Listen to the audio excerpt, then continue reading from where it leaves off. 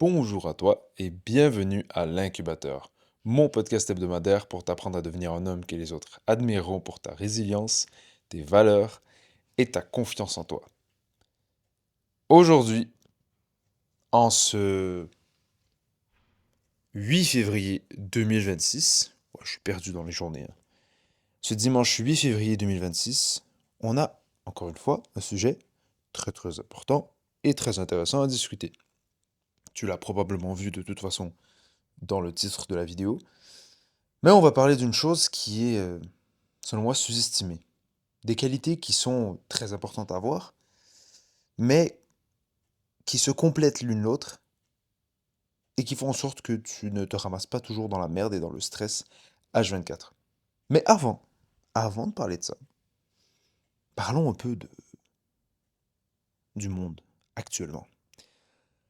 En ce 8 février 2026, le sujet le plus discuté probablement de toute la semaine, c'est l'affaire Jeffrey Epstein.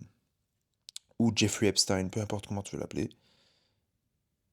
C'est une dinguerie. Pour ceux qui ne savent pas, allez simplement chercher une vidéo Jeffrey Epstein sujet. Ne vous laissez pas avoir, ne vous laissez pas avoir. Ce n'est pas seulement une affaire avec Trump, ce n'est pas seulement une affaire avec Elon Musk, c'est une affaire avec littéralement toutes vos idoles. Tous vos hommes politiques, tous vos rois, vos princes, tous vos chanteurs, chanteuses, mannequins, artistes, tous. Ils sont tous impliqués. C'est ridicule. C'est ridicule. Et personne n'est à l'abri. Dans le sens où même des personnes qui se battent pour la cause des enfants, pour la protection des enfants et tout, étaient sur l'île, ont des documents. En tout cas, il y a des documents qui ont fuité où est-ce que leur nom apparaît. Et ce n'est pas seulement aux États-Unis. Faites attention.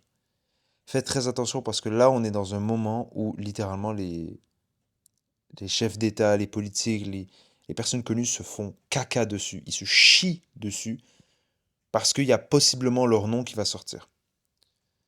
Et du coup, ils essayent de faire une technique qui est hyper connue, c'est en fait dévier l'attention. Je te donne un exemple classique.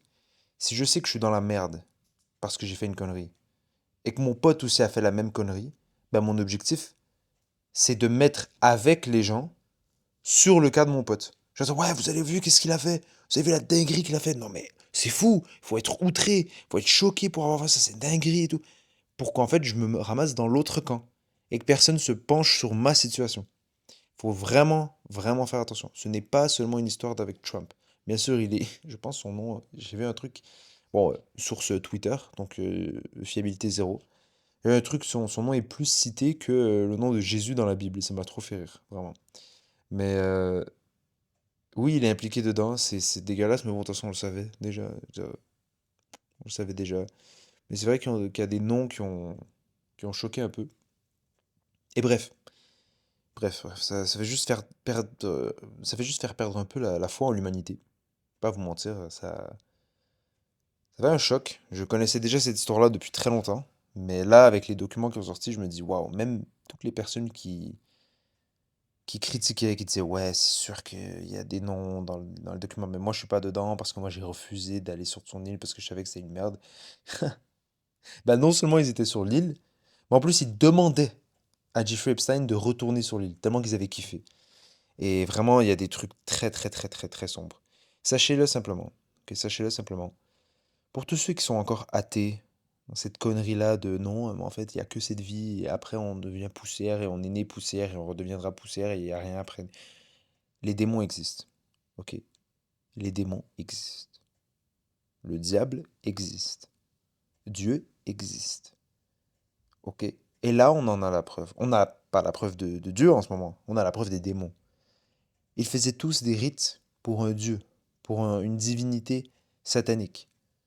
Ils faisaient des rites atroces. Je ne veux même pas vous décrire qu'est-ce qu'ils faisaient dans les rites, le podcast va se faire censurer. C'est une dinguerie, c'est horrible et sachez-le, plus vous vous protégez contre ces démons, plus vous vous protégez contre ces concepts malicieux, ces concepts pervers, moins vous aurez de chances de finir comme eux et moins vous aurez de chances de vous faire contaminer, de vous faire posséder. Et ça rentre notamment par le développement personnel. la capacité de développer son sens du travail, son sens de la discipline, son sens de la confiance en soi.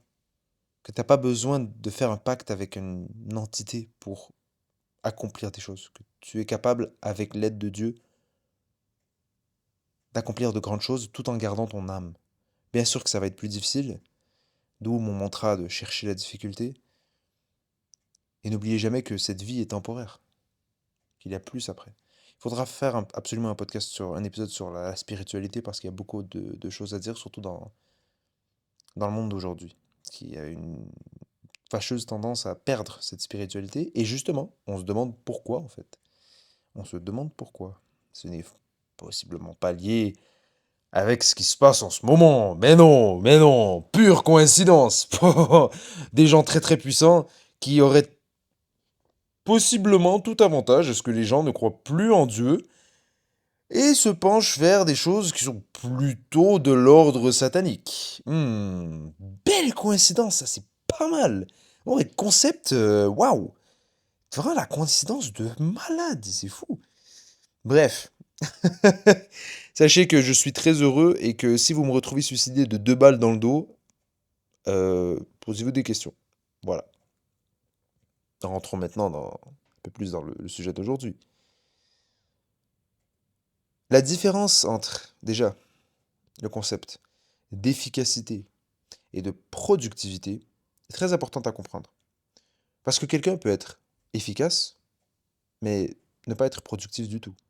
Et quelqu'un, à l'inverse, peut être productif, mais ne pas être efficace du tout. Et moi, j'étais plutôt dans la première catégorie. Donc j'étais très très efficace, mais j'étais pas productif du tout. Alors, beaucoup de personnes vont être dans cette case, puisqu'on appelle aussi ça la procrastination. C'est très simple, j'avais un travail à faire, j'avais 2 semaines à le faire, j'avais 2 semaines pour le faire, pardon. Tu peux être sûr et certain que ça allait être fait la veille, ou 2 jours avant. Et tu peux être sûr et certain que j'allais me taper un gros coup de stress et très très peu d'heures de sommeil pour compléter ce travail. Et tu peux être sûr que j'allais chialer et me demander pourquoi est-ce que j'ai pas eu plus de temps? Oh, le prof nous a pas laissé assez de temps. Oh, le ci, oh, le ça, blabla, c'est telle raison, telle raison, telle raison.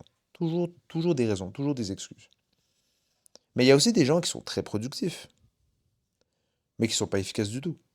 C'est-à-dire, ils vont se dire, vas-y, je veux produire, je veux faire tel truc, je veux faire des vidéos, je veux travailler en même temps, je veux compléter mon diplôme, je veux apprendre une nouvelle langue, je veux apprendre un instrument. Tu sais, ils sont hyper productifs.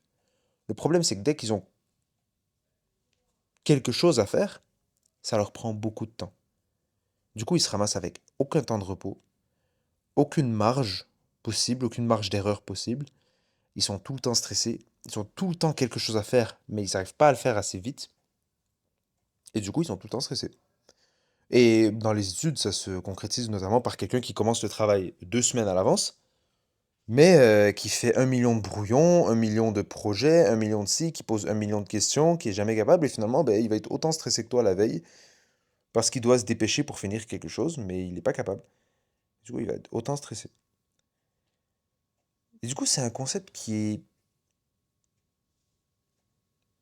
est très fourbe, on va dire. Parce que il faut être les deux en même temps si on souhaite réellement ne plus être stressé.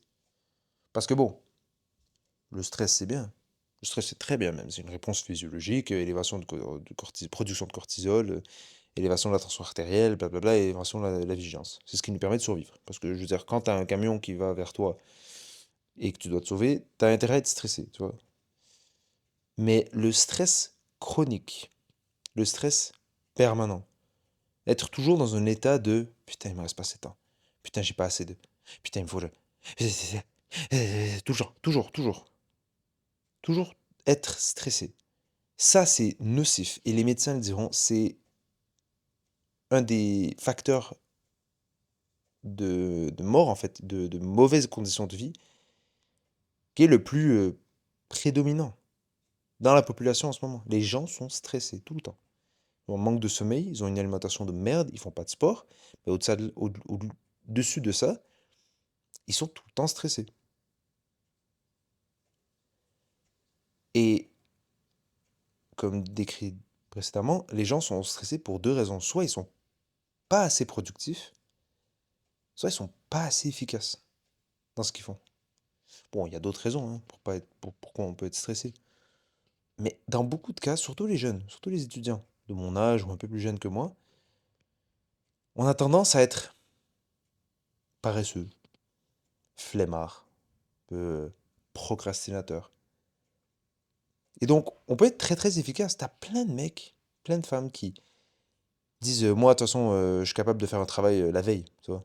Ouais, y a pas de problème, j'ai pas besoin de réviser. T'inquiète, je révise la veille, je lis tout le livre et c'est bon. Le problème, c'est que la veille, ils vont se taper deux trois canettes de Red Bull pour rester réveillés toute la nuit, pour réviser, réviser, réviser, réviser. Ils vont être hyper stressés en arrivant le matin. Et ensuite, dès que l'examen finit, ils crashent, ils vont dormir et ils oublient tout. Alors qu'à côté de ça, t'auras un mec qui aura étudié 2 semaines à l'avance, il arrive à l'examen, oui, il est un peu stressé, tu vois, c'est du stress ponctuel. C'est bien, ça l'aide à rester réveillé et tout ça. Mais il est sûr de lui, il a ses réponses, il a ses si, il fait l'examen, il quitte, et les connaissances restent dans sa tête. Parce que ce mec-là, il est productif et efficace. Je m'explique. Il a commencé à réviser 2 semaines à l'avance. Mais comme dit précédemment, s'il n'était que productif et pas efficace, ben il essaierait de réviser tout en même temps. Et ben, du coup, il réviserait rien du tout. Il serait productif, attention, hein. Tout le monde lui dirait, ouais, t'es un gros bosseur et tout. Ouais, mais il se tape des notes de merde. Euh, cool le concept, tu vois. T'as vraiment le pire des deux mondes. Non seulement tu prends beaucoup de temps pour te taper des notes de merde. Donc, autant se taper des notes de merde en révisant pas, hein. Je veux dire, fais autre chose avec ton temps. Et le mec qui réussit à avoir des bonnes notes, justement, c'est souvent quelqu'un qui a une méthode de travail. Et ça, ce terme, méthode de travail, il y a certains d'entre vous, en fait, il faut que vous le rentrez dans votre crâne. Une méthode de travail. Vous devez trouver absolument dans tout ce que vous faites une méthode de travail. Ça peut être aussi banal que la vaisselle, que faire la vaisselle, que faire le ménage de votre chambre. Il faut que vous trouviez une méthode de travail. C'est seulement avec une méthode de travail standardisée, régulière, prouvée, testée, améliorée, que vous allez pouvoir être efficace et productif. C'est seulement en ayant un plan d'entraînement qui s'agence bien avec votre horaire hebdomadaire de travail, d'école, etc., qui vous permet d'avoir des résultats sans vous blesser, qui ne vous prend pas 5, 6, 7 heures à faire et qui vous bousille, en fait, qui vous empêche de faire vos autres obligations, et finalement qui vous plaît. C'est seulement en ayant ce type de méthode de travail pour un plan d'entraînement que vous allez réussir à avoir des résultats de façon durable, sans vous blesser, en ne sacrifiant pas votre vie à côté. C'est seulement en ayant une méthode de travail efficace que vous allez réussir à faire la vaisselle sans qu'elle vous prenne 3 plombes, sans que vous laissiez des trucs sales dans la vaisselle tout le temps comme le gros porc que vous êtes. La petite balle perdue. Et en utilisant le moins d'eau possible et le moins de temps possible. Même chose pour les études, toujours. C'est toujours avec une méthode de travail. Et c'est là la solution. La solution pour être efficace et productif en même temps. C'est la méthode de travail.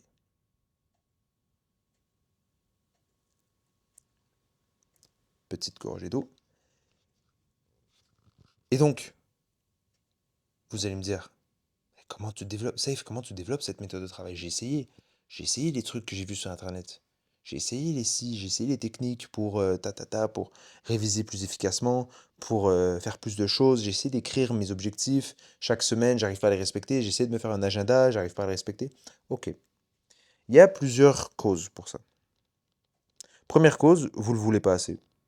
Ça, malheureusement, c'est souvent celle qui tue le plus parce que en fait, vous pouvez pas jouer sur aucun autre levier que seulement votre motivation.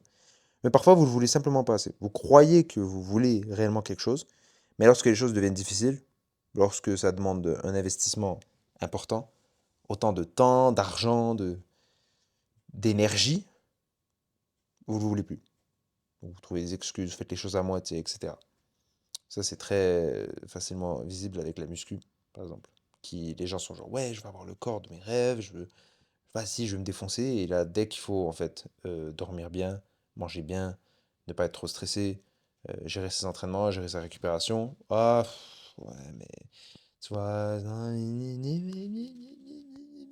toujours. Il y a toujours des excuses, il y a toujours des trucs à dire, tout le temps.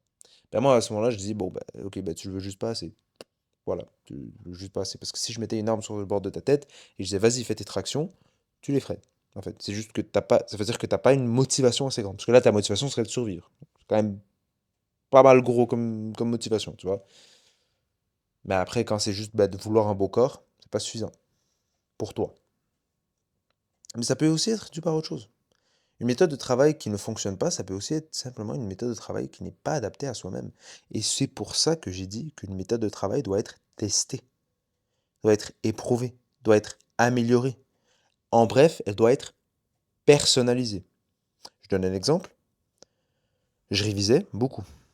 Quand je suis arrivé au lycée, un peu après, bon, l'équivalent du cégep pour les Canadiens qui m'écoutent, j'ai commencé à réviser beaucoup, beaucoup plus. Parce que c'était les premières fois où vraiment j'avais besoin de réviser pour avoir des bonnes notes, parce qu'avant, je me la coulais un peu douce et j'avais des notes qui étaient pas mal. Là, je me suis tapé des sales notes de merde en arrivant dans les études supérieures, et j'ai dit, bon, ok, il faut que je commence à réviser. J'ai dit, ok, bah vas-y, je vais taper le cours sur PC. J'ai tapé le cours sur ordinateur, sur clavier. Je tapais mes notes de biologie, etc. Sur PC, je me faisais des pavés de texte. Des pavés de texte. Dans mes mots, etc. Je recopiais, je surlignais les mots importants, je mettais en caractère gras et tout. Et j'arrivais à réviser, c'était trop bien, j'arrivais à retenir les choses. Je me présentais à l'examen et je me tapais une merde. Une note de merde, genre quoi, 12, 13, 14 sur 20. Je me disais, putain, mais pour tout l'effort donné, pour tout l'effort que j'ai donné, malgré que j'ai une méthode de travail qui est standardisée, hein, chaque soir, je me disais, ok, je fais 2 heures de travail. C'était pendant le Covid, c'était différent. Les horaires, ils étaient très différents. Le soir, c'était 2 heures du matin, tu vois. Ben, en fait, malgré les 2 heures, donc les 14 heures que je passais par semaine, j'avais des notes médiocres, alors que quelqu'un d'autre à côté de moi avait à peine révisé et il se tapait 15. Je suis mais il y a un problème. Et là, arrivé à l'université, j'ai des amis qui m'ont dit, non, mais ta méthode, en fait, elle est trop longue. T'es productif, attention, t'es très très productif, mais t'es pas efficace. Du coup, j'étais passé de l'autre côté. Avant, j'étais efficace, parce que je pouvais réviser la veille et c'est bon, j'avais une note. Mais là, maintenant, c'était l'inverse. J'étais productif, je travaillais tout le temps, mais j'étais pas du tout efficace. Du coup, ils m'ont parlé des flashcards. Ils m'ont parlé des cartes de mémorisation. Ils m'ont montré une application qui coûtait 30 dollars, donc à peu près 20 euros. Ils m'ont dit, achète ça, maintenant tu fais tes flashcards, tes propres flashcards. Et tu simules des questions du prof. Des questions longues, questions courtes, choix de réponse, vrai ou faux, etc. Et tu révises chaque jour. Donc tu fais tes flashcards une fois, tu prends, vas-y, 5 heures. Vraiment, c'est long à faire, mais tu prends 5 heures une fois. Et ensuite, tu as toutes tes flashcards à réviser. Et tu en révises, petit par petit. 5 par jour, 10 par jour, 15 par jour. Et tu revois celles que tu as foirées, tu revois celles que tu n'as pas réussi. Pour ceux qui se demandent l'application dont je parle, c'est Anki, donc A-N-K-I, qui est pas mal. Elle coûte un certain prix, mais elle est vraiment pas mal. Et l'image est en noir, parce qu'il y a une autre appli de merde qui l'a copiée. C'est une étoile bleue dans un fond noir. Pour ceux qui se demandent, voilà. Et ça a révolutionné ma vie. Oui, je passais du temps à faire mes flashcards.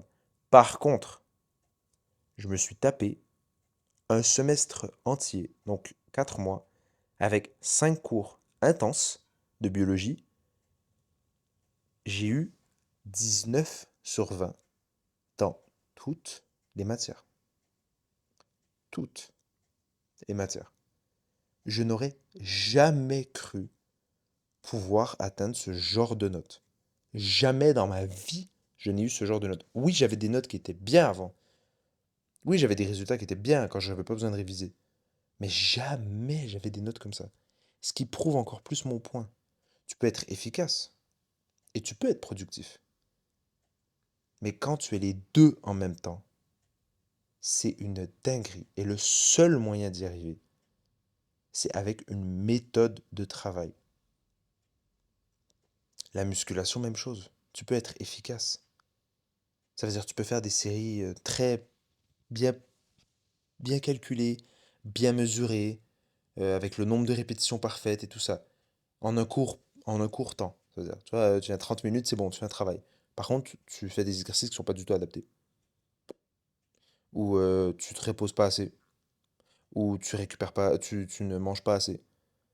Ou ta forme, elle est dégueulasse. Tu fais le bon nombre de reps, mais ta forme, elle est horrible. Et tu vas pas avoir de résultats. Tu peux être productif. Tu peux aller à la salle 6 fois par semaine. Mais par contre, tu prends 3, 4, 5 heures faire tes séances. Tu sacrifies tout ce qui est autour. Tu récupères pas assez. Et finalement, ton travail, il est pas si sérieux que ça. Et bon, bah, t'as pas de résultat. Par contre, si t'es efficace et productif, que tu as une méthode d'entraînement adaptée par rapport à tes objectifs, par rapport à ta condition physique, par rapport à tes limites de temps, et que tu as une récupération et une alimentation autour qui est adaptée, qui a été réfléchie, testée, améliorée, mesurée, etc., ben là, mon gars, tu vas devenir un monstre. Et donc, ce qu'il faut retenir, c'est que tu dois absolument avoir ces deux qualités en même temps, et que les deux ne naissent qu'à partir d'une méthode de travail adaptée. Et le meilleur moyen de commencer à développer une méthode de travail, c'est simplement de rechercher autour de soi, hein. Tu vois quelqu'un qui réussit bien, tu lui dis, eh mec, c'est quoi ta méthode de travail? S'il dit qu'il en a pas, bon, ça dégage. Allez, tu sais quoi, ça vaut pas la peine. C'est juste un mec qui est efficace en ce moment et qui s'est pas encore pris l'énorme gifle que la vie va lui réserver lorsqu'il va se rendre compte qu'être efficace seulement et de pas être productif et de pas avoir une méthode de travail adaptée, ça sert à rien. Ça mène pas loin. Mais quand tu trouves quelqu'un qui a une méthode de travail, ton premier réflexe, ça devrait être de te dire, ok, vas-y, je vais essayer. Surtout quand tu cherches une méthode de travail, quand il y a quelque chose qui marche pas. Tu te dis, tu sais quoi, je vais essayer. Vas-y. Il me dit que ça marche, pour lui ça a l'air de marcher, vas-y, je vais essayer. Tu te donnes un certain délai et tu vois. Ah, ça marche bien, mais ça, je trouve que ça marche pas trop. Ok, vas-y, je vais essayer de modifier. Ah, ça, ok, ouais, non, ça c'était pas mal. Mais ok, non, vas-y, attends, je pense que je peux modifier ça et adapter ci. Et en fait, tu fais exactement ce que j'ai dit. Tu prends une méthode de travail et tu la testes, tu la testes, tu la testes et tu la retestes. Et ensuite, tu l'améliores. Pour toi, tu la personnalises. Tu l'adaptes à tes contraintes, à tes goûts, à tes intérêts, à ton planning. Et finalement, avant même que tu puisses te rendre compte, ça devient ta méthode de travail que tu partages aux gens. Comme je viens de faire aujourd'hui. Les flashcards, c'est bien mes amis qui me les ont montrés. Mais moi maintenant, j'ai appris à faire mes propres flashcards de ma propre façon, avec mes codes, ma façon d'écrire. Et lorsque j'en parle à quelqu'un, ben, je lui présente ma façon de faire des flashcards. Et je lui dis, bien sûr, ça va changer. Mais tiens, je te donne mon exemple, en fait. Comment moi, j'ai réussi à le faire. Et après, c'est à eux de suivre. C'est à eux de créer leur propre truc. C'est à eux de faire leur travail. Et est-ce que c'est facile? Est-ce que c'est facile de développer des méthodes de travail? Mais bien évidemment que non, en fait. Tu penses quoi? Tu penses que ça va être simple? Comme d'habitude, la phrase à retenir, c'est si c'était simple, tout le monde le ferait. Mais personne n'a de méthode de travail. Tout le monde, ça leur casse les couilles. Personne ne fait de budget, personne ne fait de plan d'entraînement, personne ne fait de méthode de travail pour réviser. Parce que c'est long, c'est chiant. Ça demande de ne pas avoir d'ego. Ça demande d'accepter de refaire et refaire et encore refaire et améliorer et se rendre compte qu'on a merdé. Ça demande du temps, de l'investissement en temps et en énergie et parfois en argent. Et c'est justement pour ça que tu dois le faire. Rappelle-toi qu'on cherche à se différencier, à creuser l'écart, à faire les choses que les gens n'ont pas envie de faire et à le faire encore mieux. À prendre leur flemme et la transformer pour nous en action, en courage, en impulsion de vie. Et même si ça va être difficile, on va y arriver. C'était Safe Badruddin pour l'incubateur. Et comme d'habitude, cherche la difficulté.